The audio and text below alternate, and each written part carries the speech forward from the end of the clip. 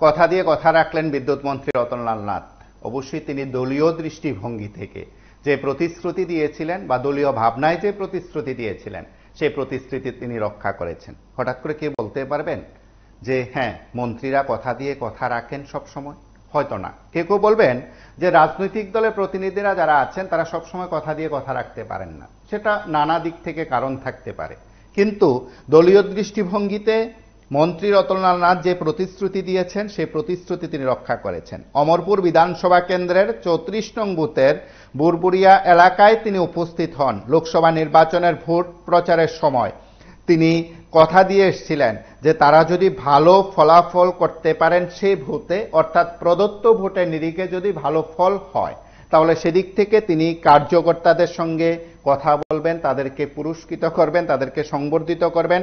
এক কথায় বলা যেতে পারে তাদের পারফরম্যান্স নিয়ে সন্তুষ্ট মন্ত্রী ফলাফলের নিরিখে।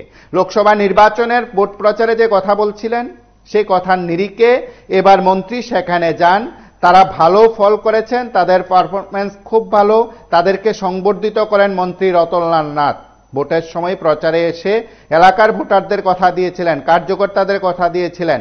অবশ্যই ভোটে ভালো ফলাফলের পর ভোটে অমরপুরের সেই ভোট সবচেয়ে বেশি সফলতা পাবে এই প্রত্যাশা তিনি সেই সময় রেখেছিলেন। সেদিক থেকে সবচেয়ে বেশি ভালো ফলাফল করেছে, সে নিরিখে তাদের সঙ্গে আলাদাভাবে সাক্ষাৎ করবেন কথা দিয়েছিলেন এবং অবশ্যই তিনি তাদের সকলের সঙ্গে সাক্ষাৎ করেন। সে 34 নং ভূতে কার্যকর্তাদের সঙ্গে সাক্ষাৎ করে তাদের অভিবাদন জানান, তাদেরকে সংবর্ধিত করেন।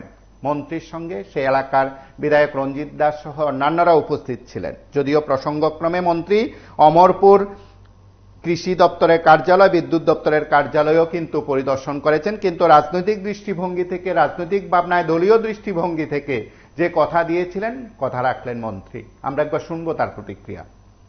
দলীয় কার্যকর্তাদের আমি আশ্বস্ত করেছিলাম যে অমরপুর বিধানসভা কেন্দ্রে যে যতগুলি পোলিং স্টেশন আছে, বুথ আছে, সেই বুথের মধ্যে কাস্টিং ভোটের পার্সেন্টেজ অনুযায়ী যে বুথ ফার্স্ট হবে তাদেরকে নিজে এসে সম্বর্ধিত করবে। তো বিভিন্ন কারণে দেরি হয়ে গেছে, সেজন্য 34 নম্বর বুথ এটা 94.64% ভোট পেয়েছে। তার মানে 95% ভোট পেয়েছে ভারতীয় জনতা পার্টির প্রার্থী কৃষি সিং দেববর্মা। সেই জন্য আজকে তাদেরকে সেই এখানে বিজয়ী তীব্রমতা যারা নেতৃস্থানীয় ছিল ওখানে বুথের লোক তাদেরকে সম্বর্ধিত করলাম এবং তারা যাতে আগামী দিনে আরও উৎসাহিত হয় সেটা মূল কথা, এটার জন্য এসেছিলাম। দপ্তরের তারা যেন আরও বেশি অ্যাক্টিভ হয়, এমনি অ্যাক্টিভ আছে তারা, আরও বেশি যেন অ্যাক্টিভ হয়। নতুন করে 2 জন পোস্টিংও হয়েছে সেক্টর অফিসার।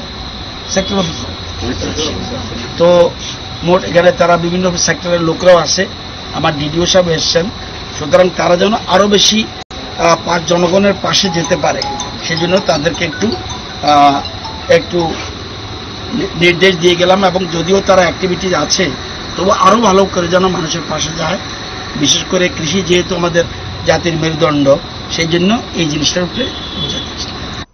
আপনারা শুনলেন মন্ত্রীর বক্তব্য, প্রতিক্রিয়া এবং অবশ্যই এই সময়ের মধ্যে মন্ত্রীর এই উপস্থিতি কিংবা কথা দিয়ে কথা রাখার জন্য সংশ্লিষ্ট কার্যকর্তাদের মধ্যেও কিন্তু উৎসাহ দেখা দিয়েছে। তারাও মন্ত্রীকে শুভেচ্ছা অভিনন্দন জানিয়েছেন। আপনারা সঙ্গে থাকুন, দেখতে থাকুন PB24।